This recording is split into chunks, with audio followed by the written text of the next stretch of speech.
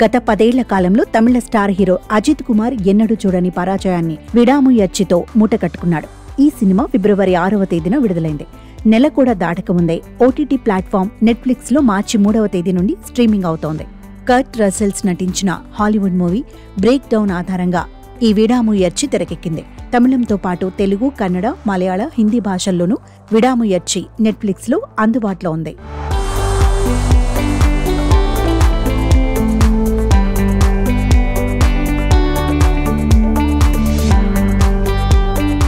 అజిత్ స్థాయి star hero ఇలాంటి చిత్రాలలో నటించకూడదని ఆయన అభిమానులు విడాముయర్చి విడుదలైనప్పుడే అన్నారు. ఇప్పుడు ఓటీటీలోనూ ఈ చిత్రాన్ని చూడటానికి మనసు రావడం లేదని పలువురు డైహార్డ్ ఫ్యాన్సే అంటున్నారు.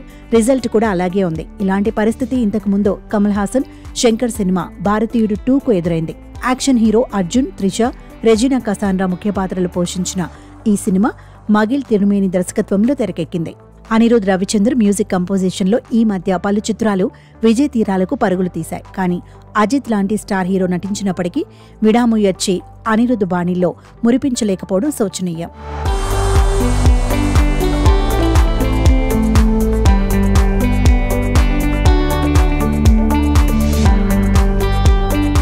విడాముయర్చి పరాజయం అజిత్ రాబోయే చిత్రం గుడ్ బ్యాడ్ అగ్లీపై ప్రభావం పడుతుందని మేకర్స్ భయపడుతున్నారు. అదిక్ రవిచంద్రన్ తెరకెక్కించిన గుడ్ బ్యాడ్ అగ్లీ ఏప్రిల్ 10వ తేదీన విడుదల కానుంది. ఈ చిత్రాన్ని మైత్రి మూవీస్ అధినేతలు నవీన్ ఎర్నేని, రవిశంకర్ నిర్మాణ భాగస్వాములుగా రూపొందుతోంది. ఇందులోనూ త్రిష హీరోయిన్ గా నటించడం గమనార్హం. అయితే ఈ చిత్రానికి జీవి ప్రకాష్ కుమార్ సంగీతం అందించాడు. విడాముయర్చిలా కాకుండా గుడ్ బ్యాడ్ అగ్లీ తప్పకుండా అలరిస్తుందని అభిమానుల ఆశ. వారి ఆశలు నెరవేరాలని కోరుకుందాం.